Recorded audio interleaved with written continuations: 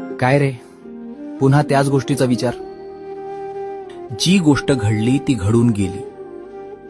जी गोष्ट तुझ्या भविष्यात कामाची सुद्धा नाहीये, तिचा विचार करून स्वतःचा आज का जाळतोयस?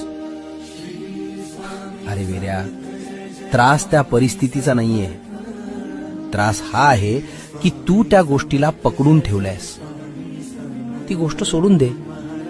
बघ, त्रास होतोय की नाही. तुला देवाने हे मन दिलंय, तो एक राजवाडा आहे.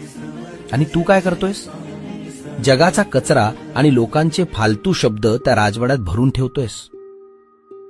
इतकी किंमत शून्य केली स्वतःची. तुझ्या आयुष्याची दोरी माझ्या हातात आहे आणि माझ्या लेकराने अशा क्षुल्लक गोष्टींसाठी रडावं हे मला मान्य नाही. आज, आत्ताच, या क्षणाला तो विषय मनातून काढून टाक. फेकून देते ओझं. हलकं वाटतंय ना आता? असंच राहा.